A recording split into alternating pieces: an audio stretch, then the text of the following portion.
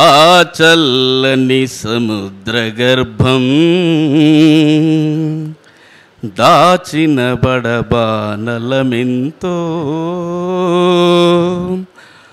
ఆ చల్లని సముద్ర గర్భం దాచిన బడబానలమెంతో, ఆ నల్లని ఆకాశంలో కానరాని భాస్కరులెందరో,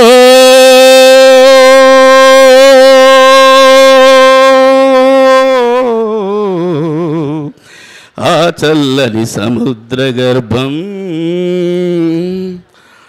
భూగోళం పుట్టుట కోసం రాలిన సురగోళాలెన్నో, భూగోళం పుట్టుట కోసం రాలిన సురగోళాలెన్నో, ఈ మానవ రూపం కోసం జరిగిన పరిణామాలెన్నో, భూగోళం పుట్టుట కోసం రాలిన సురగోళాలెన్నో, ఈ మానవ రూపం కోసం జరిగిన పరిణామాలెన్నో, ఒక రాజును గెలిపించుటలో ఒరిగిన నరకంఠాలెన్నో, ఒక రాజును గెలిపించుటలో ఒరిగిన నరకంఠాలెల్లో, ఆ చల్లని సముద్ర గర్భం, ఆ నల్లని ఆకాశంలో కానరాని భాస్కరులెందరో,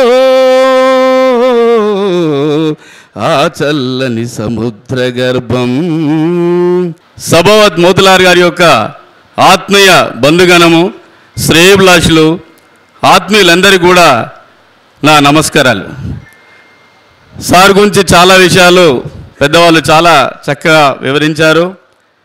40 సంవత్సరాల సుదీర్ఘ ప్రయాణంలో మరి ఎన్నో ఒడిదొడుకులు, ఎన్నో ఆటుపాట్లు, మరి ఎక్కడెక్కడో సుదూర ప్రాంతాల్లో పనిచేస్తూ తన యొక్క నైపుణ్యంతో ఆయా సమస్యలపైన స్పందించి ప్రతి సందర్భంలో కూడా వారి యొక్క అమూల్యమైనటువంటి సలహా సూచనలతో మరి ఉద్యోగ ధర్మంలో నిర్విరామంగా సమస్యలను సాధన తీసుకుంటూ తన కిందిలో పనిచేస్తున్నటువంటి అధికారులందరికీ కూడా చక్కటి సలహాలు సూచనలు ఇచ్చి మరి మమ్మల్ని అందరినీ కూడా మంచిర్యాల జిల్లాలో సార్ బాగా నడిపించారు.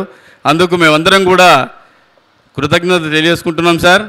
ఇకపోతే ప్రతిరోజు కూడా చిరునవ్వుతో ఒక 2 రోజులు కనుక సార్ కనపడకుండా ఉంటే ఎక్కడికి వెళ్ళారు ఏంది అనేటువంటిది, ఏం సమస్య ఉంది మీకు అని చెప్పేసి తక్షణం మమ్మల్ని పిలిచి కూడా మాతోటి మాట్లాడి ఆ సమస్యలపైన కూడా మాకు చక్కటి సలహాలు ఇచ్చినటువంటి గొప్ప వ్యక్తి.